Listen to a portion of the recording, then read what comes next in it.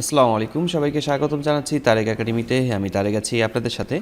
আজকে আমরা দেখব মাইক্রোসফট পাওয়ার পয়েন্টে খুব সুন্দরভাবে একটি ইনভয়েস কিভাবে ডিজাইন করা যায়। আমরা যে এখন যে ইনভয়েসটি আমরা দেখছি সেই ইনভয়েসটা মূলত আমরা তৈরি করেছি মাইক্রোসফট পাওয়ার পয়েন্ট 2007-এ। তো চলুন তাহলে আমরা প্রথমে মাইক্রোসফট পাওয়ার পয়েন্টে নতুন একটি পেজ ওপেন করে নিই এবং ডিজাইনটি শুরু করে দিই। প্রথমে আমি একটি নতুন ডকুমেন্ট ওপেন করে নেব এবং নতুন ডকুমেন্ট ওপেন করে নিচ্ছি।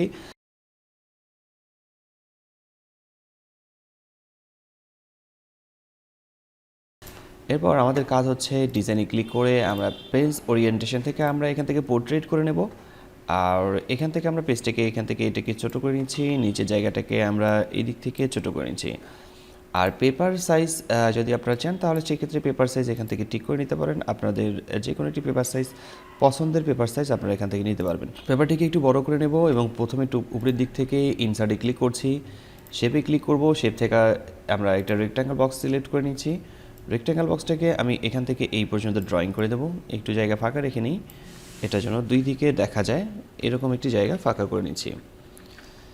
এরপরে কাজটি থাকবে যে আমরা এই রেক্ট্যাঙ্গেল শেপটাকে একটু ছোট করে নিই। এরপর যে ফর্মেটে ক্লিক করার পর আউটলাইন থেকে নো আউটলাইন, আর এর কালার আমরা চেঞ্জ করব। শেপ ফিল থেকে কালার যে কোনো কালার চেঞ্জ করতে পারেন, সমস্যা নেই। এরপর হচ্ছে ফর্মেটে ক্লিক করা থাকতে হবে। এরপর হচ্ছে edit shape, convert to freedom, আবার এডিট শেপ, এরপর হচ্ছে এডিট পয়েন্টস। তো এডিট পয়েন্টসে ক্লিক করার পর আমরা এখান থেকে রাইট বাটন ক্লিক করে নেব। এই জায়গাতে রাইট বাটন ক্লিক করে নেওয়ার পর এখান থেকে অ্যাড পয়েন্টসে ক্লিক করছি। আর এখানকার যে পয়েন্টটি আছে এই পয়েন্টটিকে ধরে বাম বাটন চেপে ধরে নিচের দিকে একটু ড্র্যাগ করে নিচের দিকে নামিয়ে নেব। এটা আপনার ইচ্ছে মতো বড় ছোটো করে নিতে পারেন। এরপর এই পয়েন্টগুলোতে ক্লিক করব, আর যখন এখানে অ্যাঙ্কার পয়েন্ট আসবে তখন এই অ্যাঙ্কার পয়েন্টগুলোকে ধরে এটার শেপগুলোকে রাউন্ড করে নেব। এখানে ক্লিক করব, আগে এখানে ক্লিক করছি, তারপর এখানকার অ্যাঙ্কার পয়েন্টটা ধরে আমরা এটাকে রাউন্ড করে নেব। তো আমি এখান থেকে একটু রাউন্ড করে নিচ্ছি। তো এখানে রাউন্ড হয়ে যাওয়ার পর দেখতে পাচ্ছেন যে শেপের ডিজাইনটা ঠিক এরকম এসেছে এবং আমার পেজের নিচের দিকে ঠিক নিচের এই জায়গাটাতেও আমরা ঠিক একইভাবে একটি শেপ তৈরি করে নেব। আগে প্রথমের দিকে একটা শেপ তৈরি করে নিচ্ছি, এবার এখান থেকে আমরা শেপটাকে ড্রয়িং করে নেব। আমি শেপের আউটলাইনটিকে এখান থেকে নো আউটলাইন করে নেব। এরপর হচ্ছে শেপের ফিল কালার থেকে শেপের ফিল কালার আগে যেটা দিয়েছিলাম ঠিক একই দিচ্ছি এবং শেপ এডিট পয়েন্টস থেকে কনভার্ট, এরপর এখান থেকে এডিট পয়েন্টস।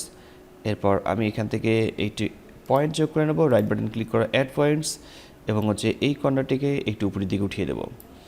এরপর এখানে ক্লিক করছি, ক্লিক করার পর অ্যাঙ্কার পয়েন্টগুলোকে ধরে আমি এর রাউন্ড করে নেব। আবারও এখানে ক্লিক করার পর অ্যাঙ্কার পয়েন্টগুলো ধরে এখানে রাউন্ড করে নেব। তো মোটামুটি রাউন্ড হয়েছে। আরও আপনারা শেপটাকে অ্যাডজাস্টমেন্ট করে নিতে পারেন, সেক্ষেত্রে আলাদা বিষয়। তো এখন আমরা আবারও এখান থেকে একটা পয়েন্টার শেপ নিয়ে নেব। শেপটাকে আমি এখান থেকে ড্রয়িং করে নিচ্ছি।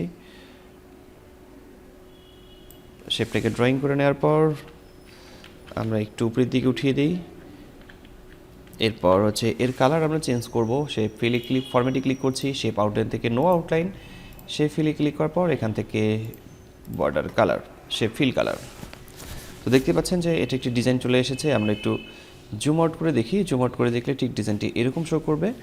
এখন আমাদের কাজ হচ্ছে উপরের দিকে এখানে লেখা বসানো। তো লেখা বসানোর জন্য আমরা ওয়ার্ড আর্টে ক্লিক করব। ওয়ার্ড আর্টে ক্লিক করার পর যে কোনো একটি ডিজাইন আমরা এখান থেকে সিলেক্ট করে নিচ্ছি। আমি হোয়াইট সিলেক্ট করেছি, এবার এখানে রাখবো। আর লেখার ফন্ট সাইজ আমরা এখান থেকে ছোটো করে নিতে পারি এবং কিবোর্ড থেকেও এই কাজটি করা যাবে। তো আমি এখান থেকে যে কোনো একটা স্লোগান লিখতে পারি। তো আপাতত আমরা এখান থেকে কম্পিউটার শপ লিখে রাখছি। আমি এখানে কম্পিউটার শপ লিখেছি এবং এই বক্সটাকে ফরম্যাটে ক্লিক করার পর অ্যালাইনমেন্ট থেকে আমি সেন্টারে ক্লিক করে নেব এবং ফন্ট সাইজ এর আমি ছোটো করে রাখবো, ছোটো করে রাখছি। আবারও ফরম্যাটে ক্লিক করছি, অ্যালাইন থেকে সেন্টারে ক্লিক করছি, তাহলে বক্সটা মাঝামাঝি দিকে যাবে। তো এখানে একটা বিষয় হচ্ছে যে সেটি হচ্ছে যে এখানে আপনারা কোম্পানির স্লোগান রাখতে পারেন, যে কোনো স্লোগান রাখবেন। আর নিচের দিকে আমরা এখানে একটু শেপ নেব, আর একটি শেপ নিচ্ছি। শেপ নেওয়ার পর এই শেপটাকে আমি এখানে ড্রয়িং করে নিচ্ছি। এর কালার আমরা চেঞ্জ করব, ফরম্যাটে ক্লিক করে শেপ আউটলাইন থেকে নো আউটলাইন, শেপ ফিলে ক্লিক করার পর এর ফিল কালার আমরা ঠিক একই রাখছি। তো আমি যেহেতু এখানে ইনভয়েস তৈরি করবো, সেক্ষেত্রে এখানে ইনভয়েস লেখা বসাবো এবং আমরা চাইলে এই লেখাটিকে কপি করে আমরা এখানে নিয়ে আসতে পারি এবং ফন্ট সাইজ আমরা এখান থেকে ছোট করতে পারি। এবং আমি এই জায়গায় মূলত ইনভয়েস লিখছি। ইনভয়েস লেখার পর লেখাটাকে মাঝামাঝি দিকে নিয়ে আসবো। আমরা এখানে ইনভয়েস লিখেছি, এরপর হচ্ছে আমাদের যে কোম্পানির নাম অথবা যে দোকানের নাম রয়েছে সেই নামটা আমরা এখানে বসাবো। এই জন্য আমরা আবারও অর্ডারটি ক্লিক করছি। অর্ডারটি ক্লিক করার পর যে কোনো একটি ডিজাইন আপনারা এখান থেকে সিলেক্ট করতে পারেন। তো আমি এখান থেকে যে একটি ডিজাইন সিলেক্ট করে নিচ্ছি এবং হচ্ছে কোম্পানির নাম আমরা এখানে লিখব। তো এখানে কোম্পানির নাম লেখার পর আমরা এখান থেকে ঠিকঠাকভাবে অ্যাডজাস্টমেন্টটাকে করে নেব এবং হচ্ছে কোথায় রাখতে হবে সেই জায়গাটাকে আপনাদেরকে ঠিক করে বসাতে হবে। তো এই লেখার ডিজাইন এবং লেখার স্টাইলটা সেটা আপনারা আপনাদের ব্যক্তিগতভাবে রাখতে পারেন, এখানে কোনো সমস্যা নেই। এরপরের কাজটি হচ্ছে নিচের দিকে আমাদেরকে ঠিকানা লিখতে হবে। ইনসার্টে ক্লিক করছি, টেক্সট ক্লিক করার পর এখানে আমরা ঠিকানা অ্যাড্রেস লিখব।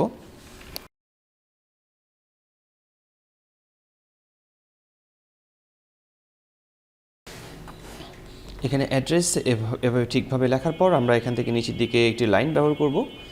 তো এখান থেকে ইনসার্টে ব্যবহার করছি, শেপে ক্লিক করছি। শেপে ক্লিক করার পর এখান থেকে একটি লাইন নিয়ে নেব।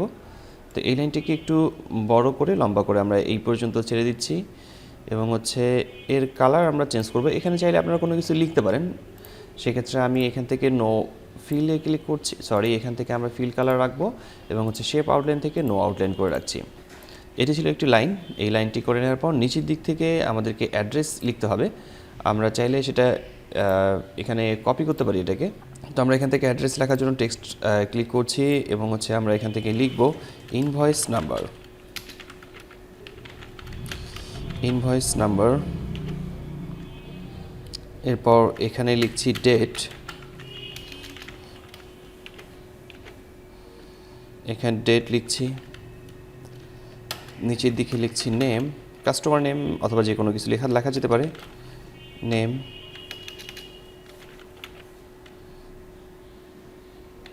আর এখানে লিখছি অ্যাড্রেস, এখানে অ্যাড্রেস লিখছি। আরও বেশ কিছু কথা থাকলে সেটা আপনারা লিখতে পারেন, সমস্যা নেই। আমরা এটাকে একটু বক্সটাকে উপরের দিকে দিয়ে দিই। এরপর আমাদের নিচের দিকে এখানে আমাদের একটা ছক তৈরি করতে হবে। আমি একটা ছক তৈরি করব, এই জন্য আমরা প্রথমের দিকে এখানে একটি টেক্সট বক্স নেব। টেক্সট বক্সে ক্লিক করছি। টেক্সট বক্সে ক্লিক করার পর আমরা ইনসার্টে ক্লিক করে টেবিলে ক্লিক করব এবং টেবিলে ক্লিক করার পর আমরা কতগুলো কলাম নেব সেটা আমাদেরকে ঠিক করে দিতে হবে। সিরিয়াল, ডেসক্রিপশন, প্রোডাক্ট, কোয়ান্টিটি এবং হচ্ছে অ্যামাউন্ট, 5টি তৈরি করতে হবে। আমি এখান থেকে 5টি তৈরি করছি। তো এই ছকটিকে আমি আগে নিচের দিকে এখানে রাখছি এবং হচ্ছে ছকের লাইনটাকে একটু বড় করে নেব। আমি ফরম্যাট সিলেক্ট করছি, এখান থেকে আমি ফরম্যাটটাকে ঠিক এভাবে রাখছি। তো এরপরের কাজ হচ্ছে আমরা এই জায়গাগুলোতে লিখে পূরণ করে নেব। যেমন প্রথমেরটা হচ্ছে সিরিয়াল, আমি প্রথমেরটা দিয়েছি সিরিয়াল। এরপর হচ্ছে ডেসক্রিপশন, এরপর লিখি প্রোডাক্ট, তারপর দেখি কোয়ান্টিটি, এরপর দিচ্ছি অ্যামাউন্ট। তো এখান থেকে সিরিয়ালের যে ঘরগুলো রয়েছে এগুলোকে আমরা একটু ছোট করে নেব। ডেসক্রিপশন বড় থাকলো, অ্যামাউন্ট থাকলো, এরপর হচ্ছে কোয়ান্টিটি থাকছে এবং হচ্ছে প্রোডাক্টও ছোট থাকছে। তো আমরা এখানে একটু কাজ করি, সেটা হচ্ছে নিচের দিকে একটু নামিয়ে নিই। এখান থেকে নিচের দিকে একটু নামিয়ে নেব। এখন আমাদের কাজ হচ্ছে যে এই লাইনগুলোকে মুছে ফেলা। এই লাইনগুলোকে মুছে ফেলার জন্য আমি সিলেক্ট করছি। সিলেক্ট করে নেওয়ার পর লেআউটে ক্লিক করার পর এখান থেকে আমি মার্জ সেলে ক্লিক করছি। আবার এই লাইনটিকে পুরোটিকে সিলেক্ট করছি, মার্জ সেলে ক্লিক করব। প্রোডাক্টেরও এখানে সবগুলোকে সিলেক্ট করব, মার্জ সেলে ক্লিক করছি। কোয়ান্টিটির এখানে আমি সবগুলোকে সিলেক্ট করব না, আমি এখানে 3টি রাখছি। 3টি রাখার পর মার্জ সেলে ক্লিক করব এবং অ্যামাউন্টের এখানেও আমি এখানে 3টি রেখে বাকিগুলোকে মার্জ সেলে ক্লিক করে নেব। কারণ হচ্ছে যে এখানে লিখতে হয় আমাকে টোটাল, এখানে আমি লিখছি ভ্যাট, আর এখানে হচ্ছে ইন টোটাল অ্যামাউন্ট অথবা হচ্ছে ইন টোটাল, আমি এখানে লিখলাম ইন টোটাল।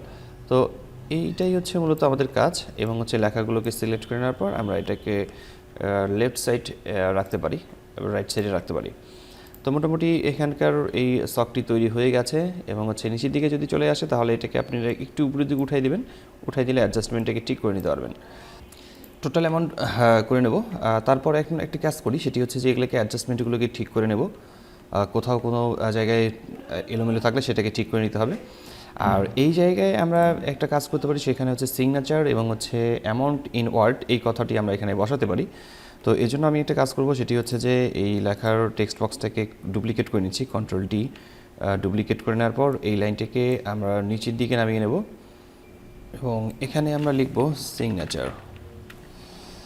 সিগনেচার কথাটাকে রাখবো আমরা এখানে, এবং হচ্ছে এর কালার রাখবো হোয়াইট।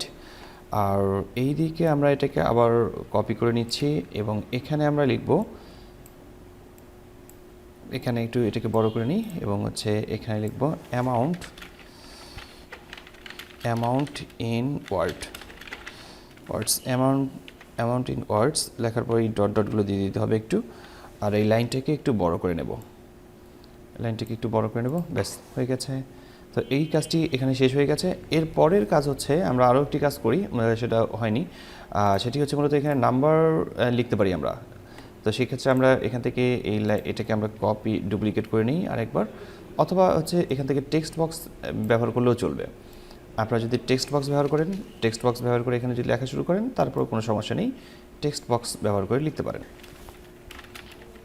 তো এখন দেখতে পাচ্ছেন যে আমাদের মূলত একটা ইনভয়েস তৈরি হয়েছে এবং পাওয়ার পয়েন্টেই আমরা মূলত এরকম একটি ইনভয়েস তৈরি করতে পারবো। আজকের টিউটোরিয়ালটি এখানেই শেষ করছি। তো দেখা হচ্ছে অন্য কোনো টিউটোরিয়ালে। ততক্ষণ পর্যন্ত সবাই ভালো থাকবেন, সুস্থ থাকবেন। ধন্যবাদ সবাইকে। আল্লাহ হাফেজ।